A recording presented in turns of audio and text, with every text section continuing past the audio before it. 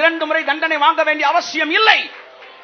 அந்த தப்புக்கான தண்டனையை ஏற்கனவே வாங்கிட்டான். அப்படித்தான் சிலுவையிலே இயேசு தண்டிக்கப்பட்ட போது அவருடைய பாடுகளில் நானும் ஐக்கியப்பட்டிருக்கிறேன் என்று பவுல் சொல்லுகிறான். அந்த பாடுகளின் ஐக்கியத்தை நீ புரிந்து கொள்வாயானால், அவர் அங்கு அடிபடவில்லை, நான் தான் அங்கு அடிபட்டிருக்கிறேன்.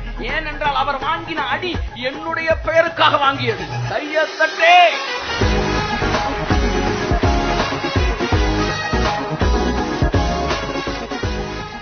பார்ட்னர்ஷிப், அதனுடைய கிரீக் வேர்டு கொய்னோனியா. கொய்னோனியா என்கிற கிரீக் வேர்டு ஐக்கியம்ன்ற வார்த்தைக்கு வருது. அப்படின்னா என்னன்னா, அவர் பாடுகள்ல என்னோட பார்ட்னர்ஷிப் இருக்கு அப்படின்னு பவுல் சொல்றாரு. அவர் தனியா அடி வாங்கலையா, அதுல என்னோட பார்ட்னர்ஷிப் இருக்கு. அவர் வாங்கல அடி, என் வாழ்க்கைக்கு என்னென்ன அடியெல்லாம் வாங்கணுமோ அதையெல்லாம் நான் அவரோட சேர்ந்து வாங்கிட்டேன். அதனால இனிமே என் வாழ்க்கையில நான் அடி வாங்க வேண்டிய அவசியம். கை தட்டுங்க ஒருவருக்கு. ஆமென்.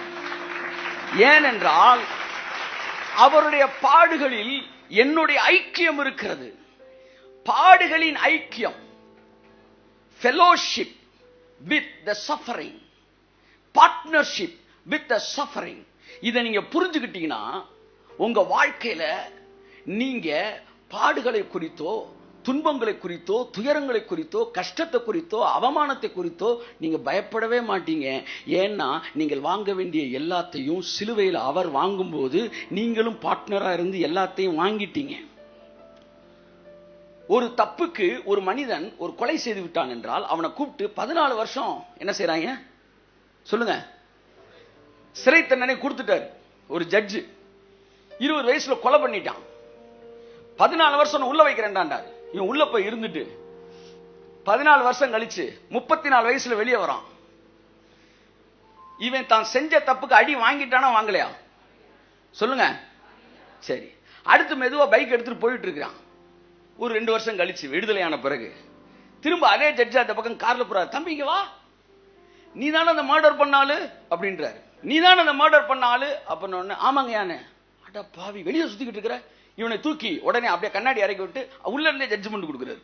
உன்னை நீ செய்த தவறுக்காக 14 வருஷம் உன்னை சிறை தண்டனை கொடுக்கிறேன் அப்படின்றாரு. பக்கத்துல போலீஸ் எல்லாம் நிக்கிறாங்க. இவனை தூக்கி உள்ள வைங்க பண்றாரு. அந்த ஜட்ஜ்மெண்ட் சரியா தப்பா? சத்தமா சொல்லுங்க. ஏன் தப்பு? சத்தமா சொல்லுங்க. சத்தமா சொல்லுங்க. ஏற்கனவே அந்த தப்புக்கான தண்டனை அவன் பெற்று கையை தட்டு வருது. அவருக்கு ஒரு தப்புக்கு 2 முறை தண்டனை வாங்க வேண்டிய அவசியம் இல்லை.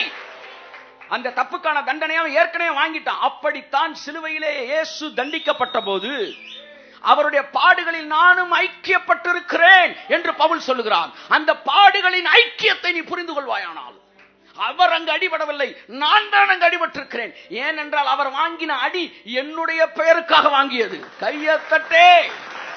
ஆமென், ஆமென், ஆமென். ஏதாவது துக்கமான காரியத்தை நீங்கள் கடந்து போக நேரிடும் என்று நீங்கள் பயப்படுவீர்கள் என்றால், ஏதாவது ஒரு துக்கமான காரியத்தை நீங்கள் கடந்து போக நேரிடுமோ என்று பயப்படுவீர்கள் என்றால், நம்முடைய துக்கங்களை சிலுவையில் அவர் சுமந்தார் என்கிற வார்த்தையை நீங்கள் மனதில் வைத்துக் கொள்ளுங்கள்.